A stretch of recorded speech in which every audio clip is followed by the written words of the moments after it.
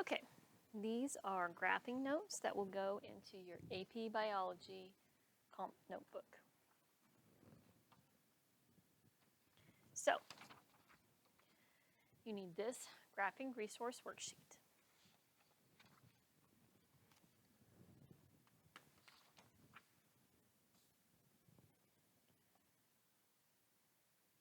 So I'm going to expect you to read through all of the information. We're going to add some stuff, and I expect you to add this to your graphing resource sheet. Independent variable is controlled by the experimenter. Most of the time, it's going to be found on the x-axis. The independent variable is also known as the manipulated variable.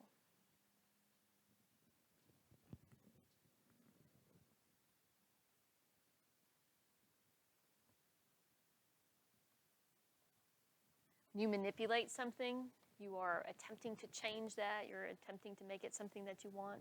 You manipulate your friends into going to the video that you want to see, to the movie that you want to see. Dependent variable, that's the value that changes because of the independent variable, and it's usually on the y-axis.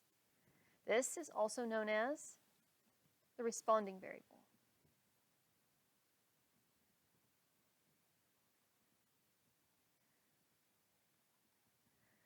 Dependent variable, what we're looking for an effect in, what we're looking at in terms of the results of the experiment, what happens when we manipulate that variable, that's the responding variable. One of the ways that we can remember what goes on what axis is to use, dry mix. D stands for dependent variable, R, responding variable, goes on the y-axis. M, manipulated variable, I, independent variable, goes on the x-axis.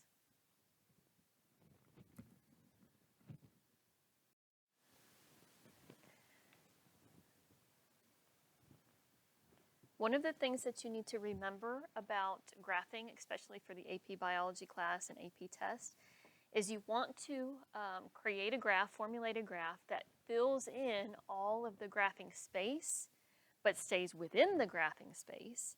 And so you have to determine the scale of the graph. So independent variable, dependent variable, sometimes both of these axes are going to need numbers, numerical values on them. Sometimes only the y-axis will need that. You need to determine an appropriate scale that fits the range of values. So you can count by any counting pattern that you want. You just need to make sure that that counting pattern includes your lowest and highest numbers. The counting pattern you use on the y-axis does not have to be the same as the counting pattern that's on the x-axis. So on the y-axis, I can count by ones, and then on the x-axis, I can count by tens. That's fine.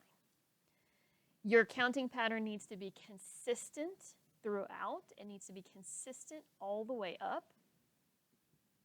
So if I count by ones and get to 10 and I need to get to 20 and I realize I'm not going to fit that on this graph, then you need to erase and choose a different counting pattern.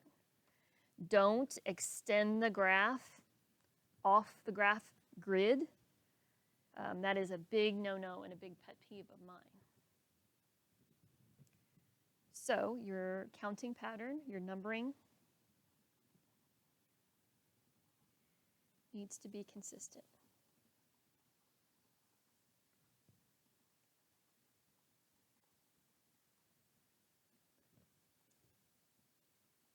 You want to spread the graph to fill the page, but keep the graph on the grid.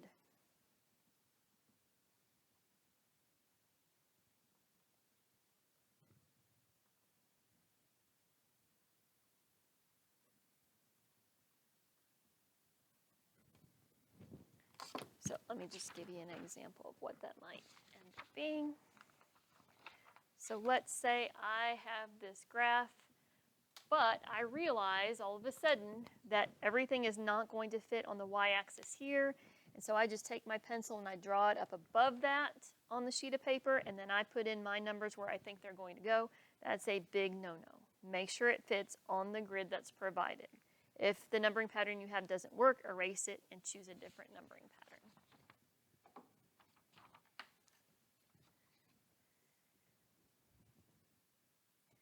Besides numbering, make sure that you also label each axis. Your labels need to describe the data so we know what's going on, and we need to make sure that we have metric units. All right, the rest of this stuff is pretty self-explanatory for you to read through, but I do want to give some examples. All right, let's take a look at this graph. So, diameter would be my dependent variable. Height would be my independent variable. That's what I'm purposely changing. One of the things that we need to keep in mind is that we need our counting pattern to be consistent all the way across. So I go 0 to 0.5 to 1, 2, 3. That's not a consistent counting pattern. The reason why it's important to have a consistent counting pattern is that each one of the little squares on the grid represent a certain amount, in this case a certain amount of height.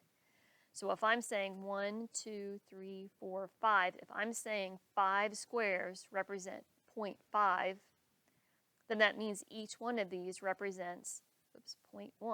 So that would be 0.1, this would be 0.2, this would be 0.3. I know you can't read that, but 0.4, 0.5, 0.1, 0.2, 0.3, 0.4, and then 0.5.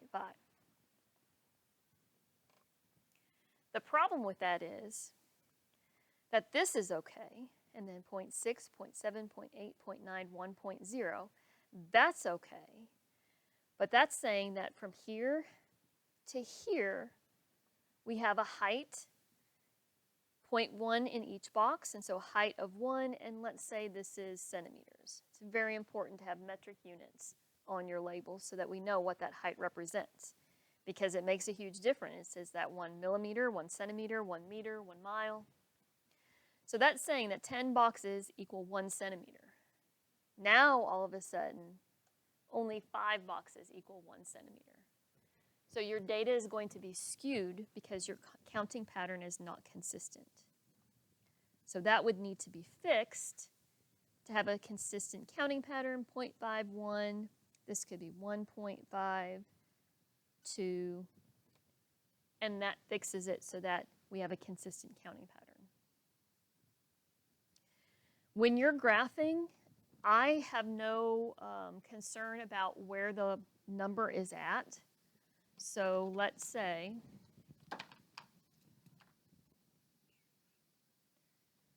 you can put your number right here, and that's fine.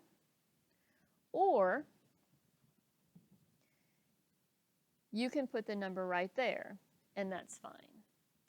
What you do need to understand is that your little tick mark and where you place the number is showing where that data is represented. Let's say I don't put that little line, and all I do is put numbers in the boxes. So this is 1, 2, 3, 4. Putting the number in the box like that means that that value is right there in the middle of the box. Whenever you plot your data, if I then say, oh, this is 1 right here, well, that's actually not correct according to your data. This would be, I guess, 0.5.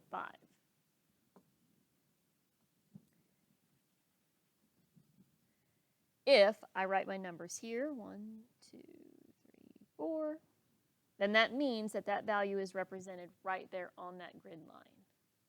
And like I said, you can do it either way. Either way is fine. Just understand what you are showing depending on where you write your numbers. Okay, so consistent counting patterns are important. Labeling is important. Having metric units for your labels is important. So same thing over here, diameter. Well, what's the diameter? We have no idea what the diameter is being measured in. And so it makes a difference. Make sure you have metric units. Your graph should also have an appropriate title. If nothing else, diameter versus height. But ideally, it's kind of like a title of a book. You're showing what the graph shows. You're briefly summarizing what the graph is showing. This next information is going to go into your AP Biology comp book. Eventually, we are going to tape that graphing resource sheet to a clean sheet of paper, but in the meantime, we have some notes. So this is written in the comp book. You need to add this to your comp book. So another example of what you can do when graphing is you can use this little squiggle line. The squiggle shows that there's a break or a gap in the data. So for example, diameter. If this is 0 down here, and I'm counting by 5s and I don't have enough room on the graph to get all the way up to 45 or above, then I can use the little squiggle line to show that from 0 to 25, that data has kind of been condensed. It's there, but we're not showing it on this graph. I still need to make sure that I'm numbering consistently the rest of the way up, and that there's the same amount of space in between each one of those little boxes or each one of those little tick marks. That way, I can use counting scale. I'm going by 1s, here I'm counting by 5s, and fit everything on the graph. There is no data that I have below a diameter of 25 millimeters, so that's okay. If I had even one measurement below 25 millimeters, I would not be able to do that because I would need to be able to graph that data. So now my height is 2, diameter is 30, so that's going to be right about here. 3, 35, going to be right about there. 4 is 40, and 5 is 45. This type of graph, you'll notice, is not on a grid, and this represents a sketch. So it's not a perfect graph, it's just a sketch of a graph, and I'm showing about where things would be. Make sure that you connect your points with a line.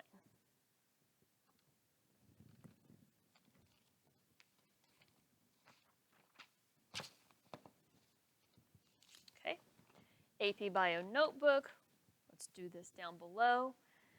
A scatter point graph will need a line of best fit, which is also called the trend line. So once again, I'm sketching. I'm going to sketch it even more plainly. Just need to know what's going on. All right. So on a scatter point, you would probably use a grid for this, but then you would plot your points. You would put your information on here. And let's say I have 100 data points from this height versus diameter lab. And so I've got so many data points, but I can't connect them with a straight line because of the fact that I've got tons and tons of data points here. Scatter point graph, when we use that trend line, when we use that line of best fit, the line of best fit is going to show the general overall pattern of what's happening on that graph. So when you draw the line of best fit, you want the line to go as best as possible through the data. You want to have as many points above the line as you have below the line, to the best of your ability. Sometimes it'll be a little bit hard, and that's fine. So the trend line is going to show the overall pattern without connecting every last one of those dots. Next, we're back on the worksheet, and we're going to be on the back side. So we're going to look at these two graphs first. These two graphs are bar graphs, and bar graphs compare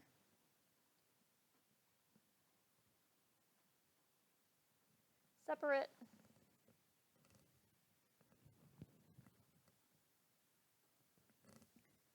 but related data.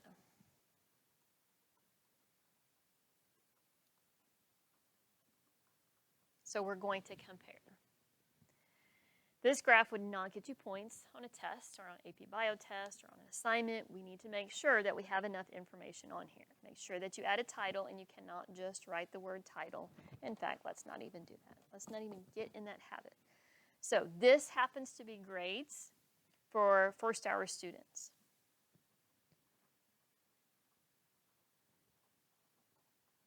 This represents the number of students with each grade.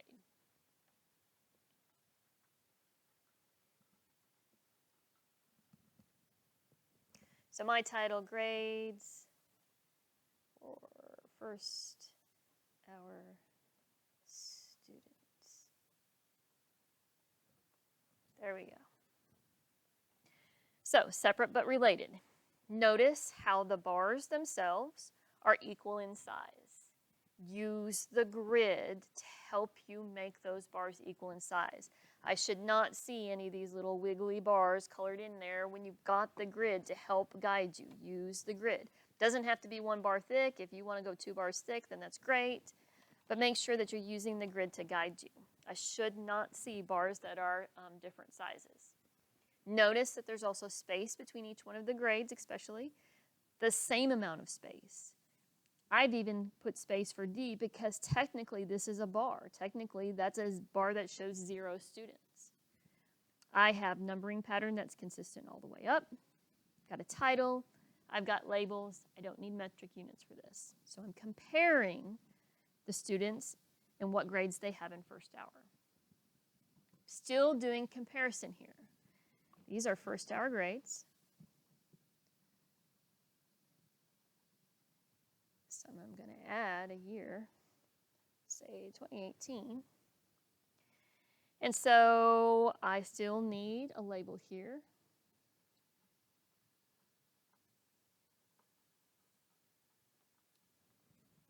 I still need a title. Grades for first hour students. But now, all of a sudden, I've got 2 bars. These 2 bars are touching. They're the same size, but they're touching. Because they represent first hour grades in 2018, but it represents A's in first semester and second semester. So I do need a key to show what each different color bar represents.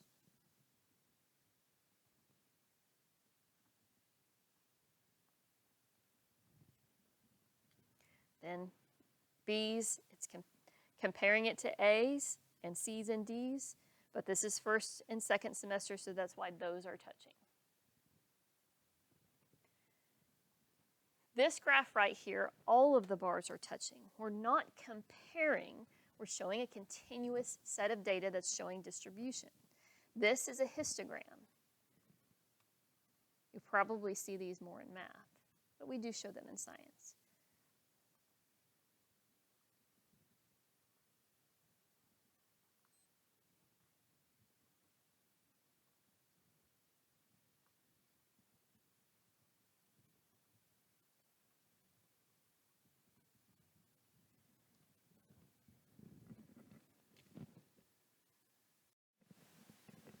This graph also needs the things that all good graphs need.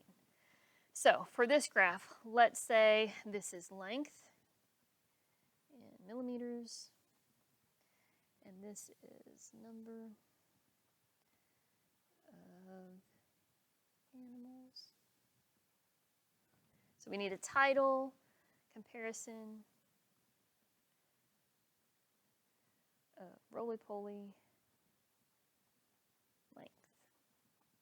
So we went and took a population of roly-polies and we measured their lengths and we graphed it.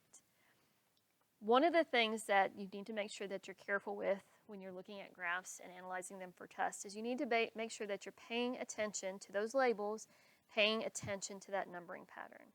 Because you wouldn't expect this to go down in length, and yet this graph, as it goes from left to right, it's showing a decrease in length. And whoever makes the graph, they're able to do it however they want. So make sure that you're paying attention.